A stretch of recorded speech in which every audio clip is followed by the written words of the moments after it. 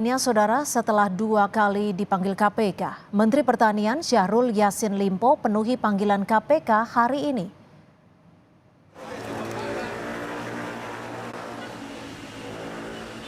Usai diperiksa sekitar 3 jam lebih di Gedung Pusat Edukasi Anti Korupsi KPK atau Gedung Lama KPK, Mentan Syahrul Yassin Limpo bilang sudah memberi keterangan kepada penyidik KPK mengenai apa yang diketahuinya. Mentan menambahkan dirinya diperiksa secara profesional.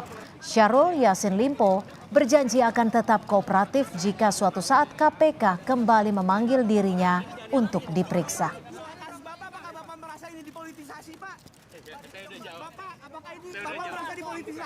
Alhamdulillah panggilan ini sudah jalan dan saya sudah diperiksa secara profesional. Saya terima kasih dan saya tetap akan kompromi, akan kooperatif kapanpun dibutuhkan saya siap hadir. Oke. Pak, tadi apa aja yang didalamin Pak oleh tim penyelidik KPK Pak? Saya kira apa yang dilakukan KPK sudah sesuai dengan SOP, sesuai dengan prosedur dan saya sudah menyelesaikan semuanya itu dengan apa yang saya bisa jawab.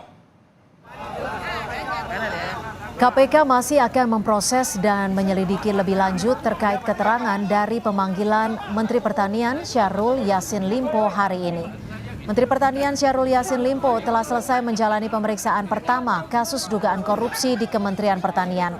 Syahrul diperiksa selama 3,5 jam, mulai pada pukul 9.30 sampai 13.00 waktu Indonesia Barat. Dari pemanggilan Mentan Syahrul Yassin Limpo hari ini, KPK masih akan menganalisis dari keterangannya. Saya terima kasih dan saya tetap akan kompromi, akan kooperatif kapanpun dibutuhkan saya siap hadir. Oke. Pak, tadi apa aja yang didalamin Pak oleh tim penyelidik KPK Pak? Saya kira apa yang dilakukan KPK sudah sesuai. Indonesia Corruption Watch atau ICW menduga dugaan kasus korupsi yang terjadi di Kementerian Pertanian berkaitan dengan gratifikasi atau indikasi korupsi yang merugikan keuangan negara.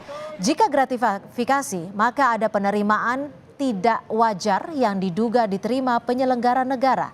ICW minta KPK segera membuka kasus di Kementerian Pertanian sebagai bentuk kepastian dan transparansi pada masyarakat.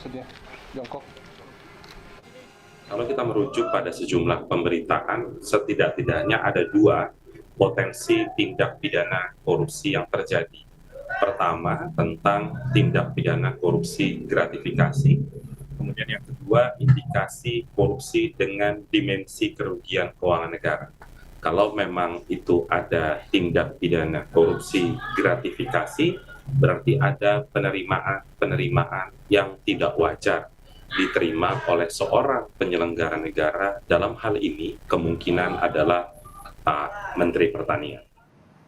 Informasi selengkapnya kita tanyakan ke jurnalis Kompas TV, sudah ada Fedriska Ananda. Fedriska, keterangan apa yang digali penyelidik KPK kepada Menteri Pertanian Syahrul Yassin Limpo? Driska.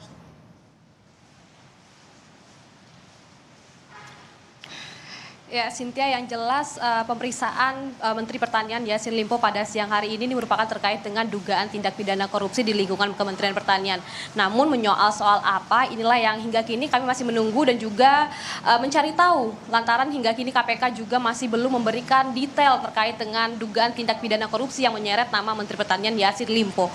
Nah, Cynthia, hingga kini ini merupakan panggilan ketiga yang dihadiri oleh Yassin Limpo, di mana pada 2 panggilan sebelumnya Yassin Limpo tidak datang memenuhi panggilan KPK, mana yang kita tahu pada pekan lalu Yassin Limpo ini bertandang ke India untuk menghadiri pertemuan Menteri Pertanian di kegiatan G20 di India. Nah, kemudian Cynthia, yang jelas ini merupakan panggilan ketiga yang akhirnya dipenuhi oleh Yassin Limpo. Tadi Yassin Limpo ini menyambangi gedung KPK di kawasan Kuningan ini pada pukul 9 pagi dan kemudian keluar dari gedung KPK ini pada pukul 1 siang. Artinya ini lebih dari 3 jam bahkan hingga 4 jam begitu Yassin Limpo ini dimintai keterangan oleh KPK. Tadi Yassin Limpo juga berbicara kepada awak media mengatakan bahwa ia akan berkooperatif apabila KPK kembali membutuhkan keterangan yang diberikan. Mari kita simak Cynthia dan juga saudara keterangan Yassin Limpo ketika meninggalkan gedung KPK pada siang. Diduga ada rambut gua kejepit. Bapak gimana tanggapannya, Pak? Ada aliran uang ke partai ke Pak. Aku udah jawab. Pak, belum Pak, ini belum Pak, belum Pak. Bapak merasa ini dipolitisasi, Pak? Pak, ada Pak. Yang buka ya. Pak. Ya, Cynthia, tadi awak media juga langsung menanyakan kepada Yassin Limpo terkait dugaan unsur politis di dalam kasus yang menyeret nama Yassin Limpo. Namun Yassin Limpo tidak dengan gamblang menjawab pertanyaan dari awak media tersebut. Dan kemudian bagaimana kita juga melihat kasus sebelumnya, kasus pengadaan menara BTS yang juga menyeret nama kader Partai Nasdem lainnya yakni Johnny J. Plate. Ini juga kemudian menjadi perhatian dari masyarakat dan juga para awak media. Bagaimana apakah ada terkait dugaan-dugaan aliran dana dari menteri yang duduk, kader Nasdem yang duduk sebagai menteri di pemerintahan Jokowi ini, apakah ada dugaan-dugaan terkait aliran dana ini juga yang akan dicoba dicari tahu oleh penyidik KPK. Dan kemudian tadi seperti yang saya katakan bahwa Yassin Limpo akan berkooperatif, akan memenuhi panggilan KPK apabila KPK kembali membutuhkan keterangannya. Cynthia. Baik, terima kasih Fedriska Ananda melaporkan langsung dari KPK Jakarta. Saudara, KPK masih akan memproses dan menyelidiki lebih lanjut terkait keterangan dari pemanggilan mentan Syahrul Yassin Limpo. Lalu seperti apa pernyataan dari KPK? Berikut kita simak bersama. Ya, beberapa pejabat di Kementerian ASN, Kementerian Pertanian dan termasuk juga ASN gitu ya, di lingkup Kementerian ASN. Nanti pastinya secara lengkapnya ketika selesai dalam proses analisis penyelidikan pasti kami akan sampaikan ya. Keduanya udah pernah dipanggil KPK untuk dimintai keterangan nggak Pak? Pak Kasdi dan Pak Hatta ini? Informasi yang kami peroleh sudah termasuk. Sudah termasuk. Sudah pernah dipanggil? Sudah termasuk, iya. Oke ya.